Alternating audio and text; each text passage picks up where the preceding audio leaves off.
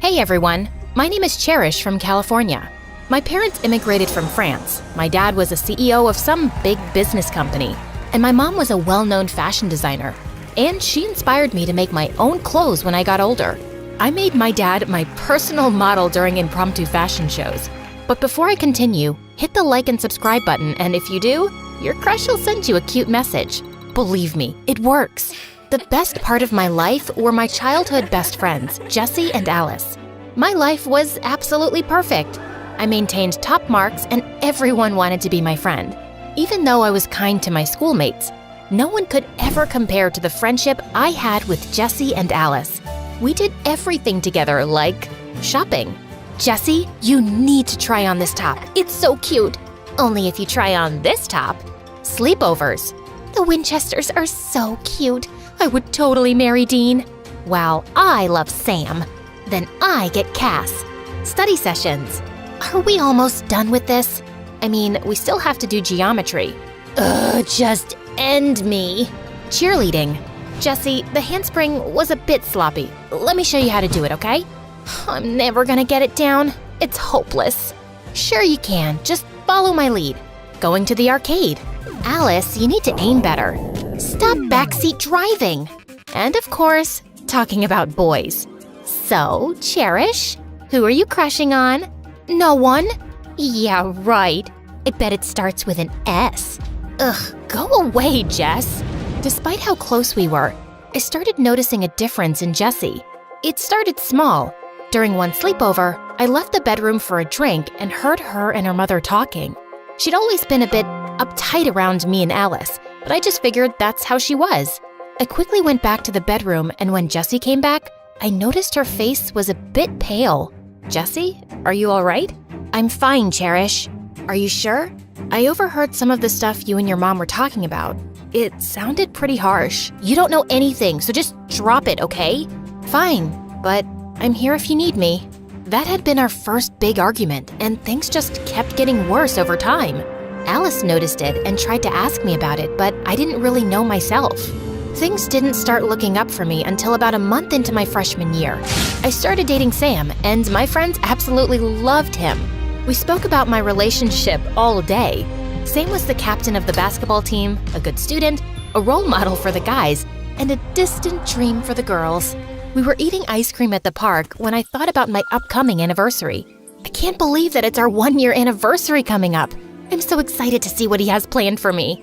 I bet I'll take you to that new amusement park that opened up downtown. You know, the one with that crazy cool-looking roller coaster? That'll be crazy. What do you think, Jessie? I don't know, but I'm sure you'll love it. She had sounded so weird when she said this, and it made me so uneasy. I brushed it off as her just having a bad day. But this pit had been forming in my stomach for a while now and just kept growing and growing the longer Jessie pushed me away. After whatever anniversary surprise Sam had planned, I planned on talking with her. I got a text from Sam telling me to meet up at the park tonight for my surprise. I told them about the text and Alice cheered for me while Jessie looked a bit strange. That night, I remembered putting on my cutest outfit I could find and started to head to the park.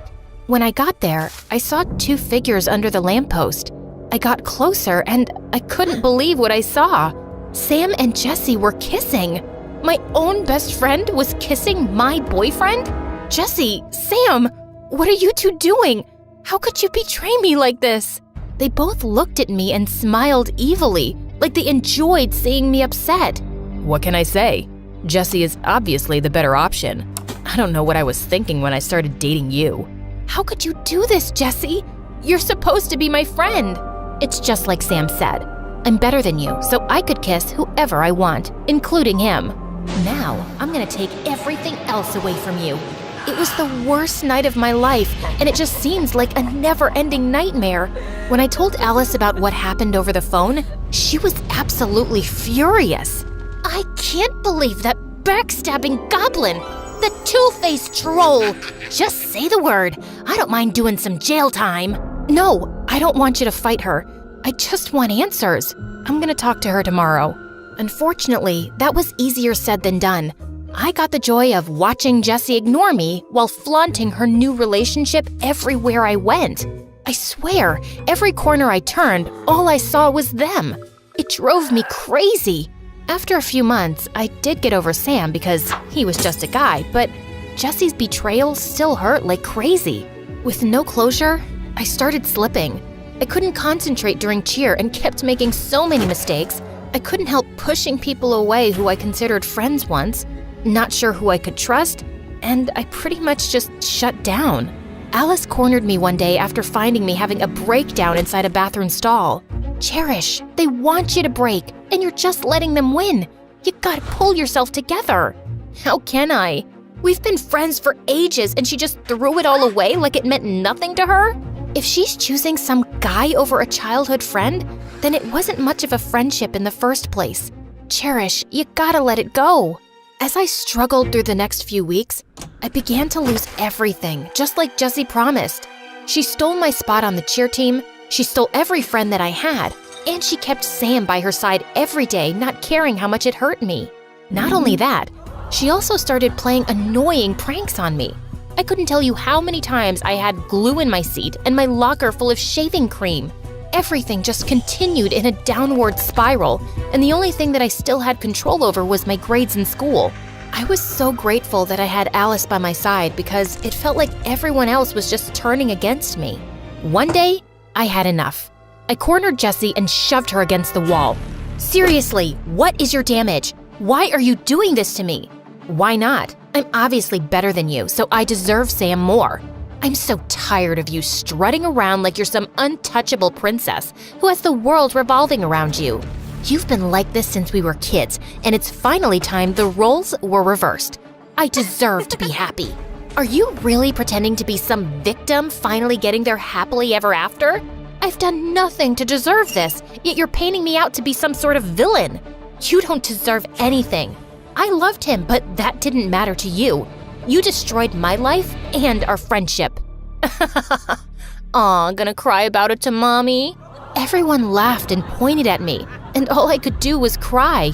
Alice quickly came by my side, and I wondered where everything went wrong.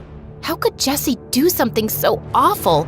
How could she turn into such a terrible person when she was one of my closest friends? I hate you, Jessie. You wanted to destroy our friendship? Fine. Mission accomplished. Come on, Cherish. We don't have to stay here. We're better than this. You're better than this. Better than her. I didn't feel any satisfaction watching Jessie's face fall at Alice's words. At this point, I just felt numb and just went through the motions for the rest of my high school years. During all of that, I never allowed my parents to find out what was happening, but I did tell them that Jessie was no longer a friend. They were concerned, but thankfully let me handle things by myself. I graduated as valedictorian and never once looked back at Jessie or Sam. I had decided that I didn't need toxic people in my life. It hurt me to lose my bestie, and it wasn't an easy decision, but I knew it was the right thing to do. 5 years passed, and I managed to capture my dream job. Alice and I started our own fashion line, Pretty Hot. We poured our blood, sweat, and tears into our designs and were rewarded after a rising celebrity wore one of our dress suits when she walked the red carpet. After that, our store blew up. Even though my job kept me extremely busy, I couldn't help think about Jessie from time to time. I remember just snooping through her social media and saw that her and Sam broke up. I thought terrible people stuck together, birds of a feather and all that. I still can't believe after all that, she didn't even stay with him. Enough thinking about her. Let's get this celebrity's dress finished. Life was perfect, but extremely busy. We finally decided to take some days off, and Alice and I went to the park for a casual stroll. We were talking and laughing about some childhood memories when something caught my eye. I couldn't believe it. It was Jessie. Jessie? Cherish? Alice? Could we talk, please? Why should we talk to you? I want to explain myself. Please, just hear me out. She looked so desperate, and I couldn't help but feel pity towards her. That, and I wanted answers.